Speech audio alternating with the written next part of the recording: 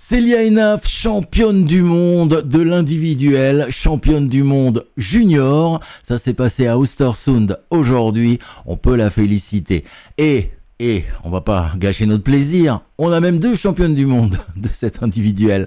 Pourquoi? Parce qu'Amandine Mangin termine à la 2e place. Donc elle est vice-championne du monde junior de l'individuel. Quelle course! Alors les Françaises, je m'en doutais un peu, je vous l'avais annoncé dans une vidéo précédente en disant que c'était véritablement une Dream Team qu'on nous présentait du côté de l'équipe de France.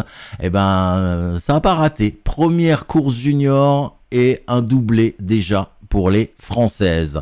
On va faire le détail bien sûr de toutes nos 4 Françaises présentes lors de ce championnat du monde junior. Lors d'une individuelle, vous le savez, chaque faute est punie par un temps qu'on doit rajouter à son temps de course. Il est donc important de faire un bon score. Alors, quand on fait un 20 sur 20, comme Célia Henaf aujourd'hui, eh ben on finit première. Elle a fini la course en 34 minutes 5 secondes. C'était un 12 km et demi pour cet individuel junior. Et vous voyez, 0 faute sur le premier tir couché, 0 faute sur le tir debout, 0 faute deuxième tir couché, 0 faute sur le deuxième tir debout. Quand on arrive comme ça, tout va bien. En plus, elle décroche le 8e temps de ski, Célia Henaf, et elle repart donc avec une première médaille d'or pour l'équipe féminine. Première médaille d'argent également pour l'équipe féminine et même pour l'équipe de France tout court. Première médaille d'argent pour Amandine Mangin.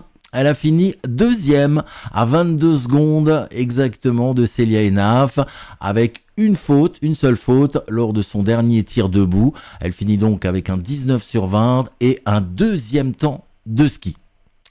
La 3e française, Voldia Galmas-Paulin, elle décroche la 10e place. Elle a un peu craqué sur son dernier tir debout avec 2 fautes. Elle avait déjà fait une première faute sur son premier tir couché. Donc elle repart avec un 17 sur 20. Elle a fait quand même, Voldia, le premier temps de ski. Donc si elle oublie un peu la pression, ça ira beaucoup mieux pour Voldia dans les prochaines courses.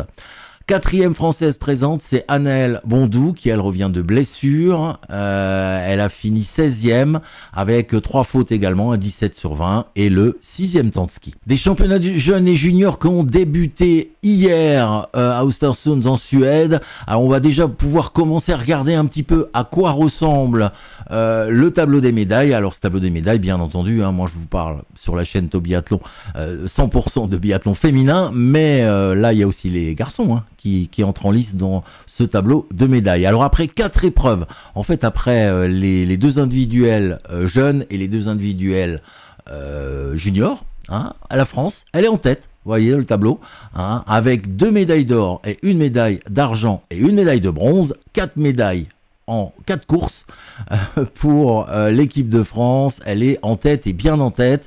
2e, la Norvège avec 1 médaille d'or et 1 médaille d'argent.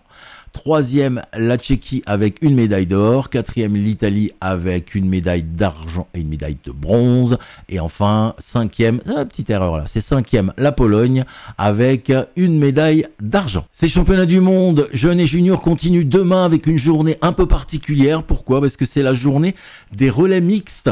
Un premier relais mixte jeune à 12h30 demain et un 2e relais mixte junior à 16h très exactement. On se retrouve nous sur la chaîne Top Biathlon demain soir pour un petit résumé des courses de la journée.